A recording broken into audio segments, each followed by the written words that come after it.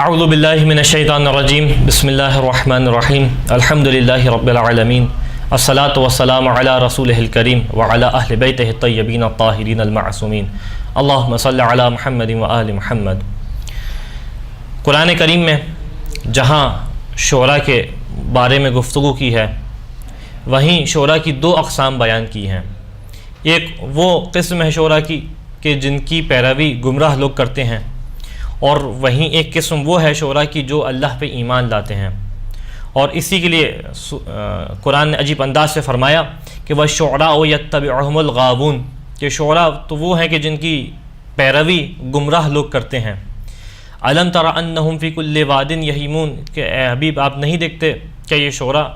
ہر وادی کے اندر ٹہل لگا رہے ہوتے ہیں، ہر وادی کے اندر گھوم رہے ہوتے ہیں۔ وَأَنَّهُمْ يَقُولُونَ مَا لَا يَفْعَلُونَ، اور یہ وہ باتیں کہتے ہیں جس پہ خود بھی عمل نہیں کرتے، یعنی ایک اس قسم کی کیفیت بیان کی جا رہی ہے شعراء کی۔ لیکن اس کے بعد دوسری قسم پہ خدا آیا کہ إِلَّا الَّذِينَ آمَنُوا وَعَمِلُوا الصَّالِحَاتِ وَذَكَرُوا اللَّهَ كَثِيرًا، سوائے ان لوگوں کے کہ جو ایمان لے کے آتے ہیں، جو نیک اعمال انجام دیتے ہیں، وَذَكَرُوا اللَّهَ كَثِيرًا، اور اللہ کا کثیر ذکر کرتے ہیں۔ یعنی قرآن کی روح سے شعراء کی دو اقسام ہیں، ایک وہ کہ جن کی پیروی نہیں کرنی، لیکن ایک وہ ہیں کہ جن کی پیروی کرنی ہے بلکہ نمونہ بھی بن سکتے ہیں۔ اسی سلسلے میں جس گفتگو کرنے کا ارادہ کیا وہ امام حسین کے لیے کہے جانے والے اشعار اور ان شعراء کی اہمیت کیا ہے۔ دو روایات ہیں جو آپ کے سامنے پیش کرنے کا ارادہ کیا کہ جس میں اندازہ ہوتا ہے کہ یہ جو امام حسین کے لیے کہنے والا شاعر ہے، امام حسین کے غم میں اشعار کہنے والا ہے، یہ ان شعراء کے مقابل میں نہیں ہے، اور یہ ان شعراء کے صف میں کھڑا نہیں کیا جائے گا کہ جو شعراء کی قرآن مذمت کرتا ہے۔ اور کس انداز سے روایت ہے چھٹے امام سے، امام جعفر صادق علیہ الصلوۃ والسلام کیا فرماتے ہیں کہ من انشد فی الحسین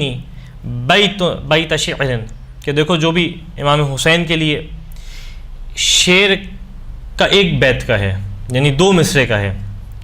فبقا او ابقا عشرہ، اور اس کہنے کے بعد خود بھی گریہ کرے اور جب لوگوں کو یہ سنائے تو 10 لوگوں کو گریہ کرائے، تو فلہ ولہم جنہ، تو نتیجہ یہ ہوگا کہ خود اپنے لیے اور جن لوگوں کو یہ گریہ کرا رہا ہے ان سب کے لیے جنت واجب ہو جائے گی۔ اس کے بعد فرماتے ہیں کہ ومن انشد فی الحسین بیتا فبکا وابکا تسعا، کہ جو امام حسین کے غم میں، امام حسین کی مصیبت میں شعر کہے اور اس کے بعد خود بھی گریہ کرے اور 9 لوگوں کو گریہ کرائے، تو فلہ ولہم الجنہ، تو اس کے لیے بھی جنت واجب ہے، اور ان 9 لوگوں کے لیے جن کو یہ گریہ کرا رہے ہیں ان کے اوپر بھی جنت ہے۔ روایت بیان کرتی ہے کہ امام ایک ایک کر کے تعداد کم کرتے رہے، پہلے 10 بیان کیا، پھر 9، پھر 7، پھر 8، اس طریقے سے کرتے کرتے یہاں تک اس مقام پہ آئے کہ من انشد فی الحسین بیتا فبقا، جو امام حسین کے لیے شعر کہے امام حسین کے غم میں اور اس کے بعد خود گریہ کرے، کسی کو رلائے نہیں، صرف اپنا شعر پڑھے اور گریہ کرے۔ اور راوی کہتا ہے وَعَذَنُّهُ قَالَ أَوْ تَبَاكَ، کہ راوی کہتا ہے کہ مجھے ایسا گمان ہوا کہ امام نے کہا کہ خود گریہ کرے، اور اگر گریہ نہیں آتا تو امام حسین کے گریے کے جیسی شکل بنائے، کوشش کرے اپنے اوپر اس کیفیت کو طاری کرنے کی، تو نتیجہ کیا ہوگا؟ فلاح الجنہ، اس شخص کے لیے جنت واجب ہو جائے گی۔ یعنی اگر دنیا کی باتوں کے لیے اشعار کہے جائیں اور گمراہ کن اشعار کہے جائیں تو قرآن کہتا ہے کہ یہ ان کی پیروی گمراہ لوگ کرتے ہیں، لیکن اگر امام حسین کے غم میں اشعار کہے جائیں تو اس کو روایات اس کی بھی فضیلت بیان کرتی ہیں کہ انسان شعر کہے، اور اس بات کی بھی فضیلت بیان کرتی ہیں کہ لوگ آ کے ان اشعار کو سنیں اور اس کے اوپر گریہ کریں۔ اسی طریقے سے روایت ہے ابو ہارون مکفوف سے، یہ ابو ہارون مکفوف چھٹے امام کے صحابی کہ جو نابینا تھے، اور نابینا تھے اسی وجہ سے ان کو مکفوف کہا جاتا تھا۔ بیان کرتے ہیں کہ چھٹے امام کی خدمت میں موجود تھے، امام نے کہا کہ یا ابا ہارون انشدنی فی الحسین، اے ابو ہارون امام حسین کی لیے اشعار کہو، تو ابو ہارون بیان کرتے ہیں فانشدتہ، میں نے امام حسین کے لیے اشعار کہے، فبقا، امام نے گریہ کیا۔ لیکن اگلا جملہ امام نے کیا کہا؟ فقال انشدنی کما تنشدون، یعنی بالرقہ، کہ اے ابو ہارون امام حسین کے لیے اشعار کہو۔ اب روایت سے ایسا محسوس ہوتا ہے کہ کیونکہ چھٹے امام کی خدمت میں ابو ہارون موجود تھے اور امام کے جلیل القدر اصحاب میں سے ہیں، امامت کو سمجھتے ہیں، مقام امام کو سمجھتے ہیں، لہٰذا اب جو اشعار کہہ رہے تھے اور جس انداز سے اشعار پڑھ رہے تھے، احساس یہ ہوتا ہے کہ چھٹے امام کے روب میں، چھٹے امام کی بارگاہ میں ایک ہیبت تھی جس کی وجہ سے یہ اس انداز سے اشعار نہیں کہہ پا رہے تھے، اور جس طریقے سے ایک لے میں اور رکت کے انداز میں ایک شاعر، ایک مرثیہ خواں اپنے اشعار پڑھتا ہے، اس طریقے سے نہیں کہہ پا رہے تھے۔ تو امام نے کہا کہ ابو ہارون اس انداز سے نہ کہو، انشدنی کما تنشدون، جس طریقے سے تم رقت کے ساتھ، جس طریقے سے تم گریہ کرانے والے انداز کے ساتھ امام حسین کے لیے اشعار کہتے ہو، اس انداز سے مجھے اشعار سناؤ امام حسین کے لیے۔ تو یہ بیان کرتے ہیں کہ فانشدتہ، میں نے امام حسین کے لیے اشعار کہے۔ پھر امام نے روکا کہ لا کما تنشدون و کما ترثیہ عند قبرہ، ابو ہارون جب تم قبر امام حسین پہ جاتے ہو علیہ الصلوۃ والسلام اور وہاں پہ امام حسین کے لیے اس رقت کے ساتھ، اس دل کی کیفیت کے ساتھ امام حسین کے لیے اشعار کہتے ہو، ابو ہارون اس انداز سے مجھے اشعار سناؤ۔ تو ابو ہارون بیان کرتے ہیں کہ ابو ہارون نے ایک قصیدہ پڑھا امام کے سامنے،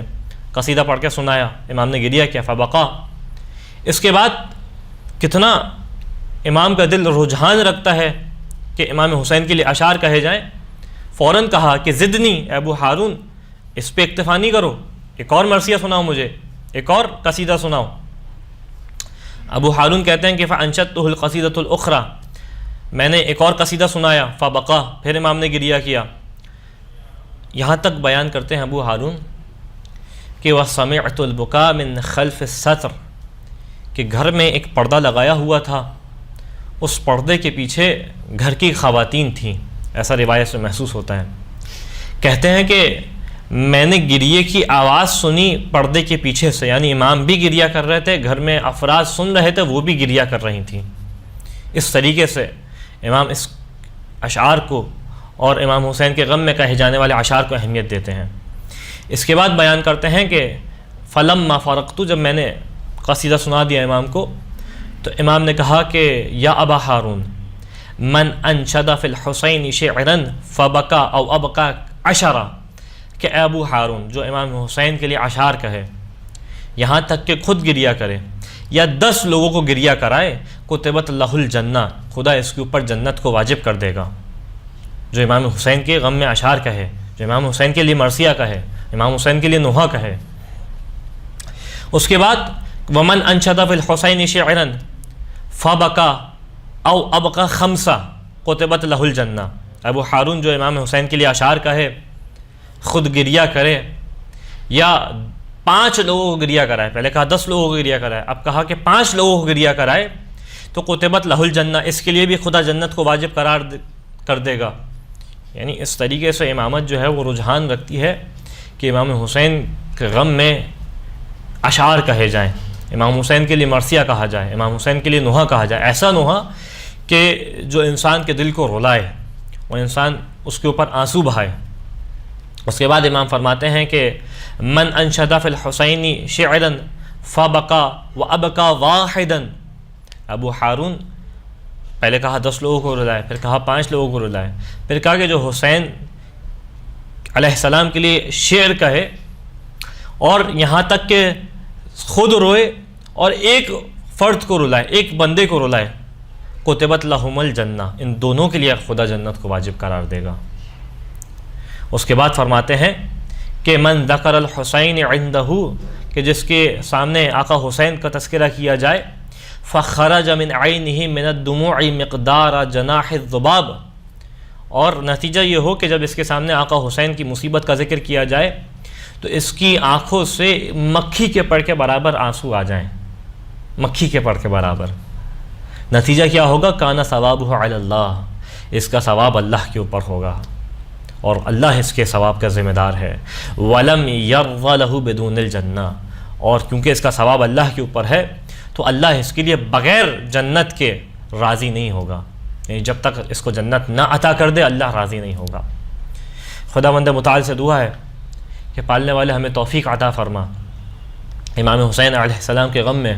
آپ کی مصیبت میں ہم بھی اشعار کہیں اور اس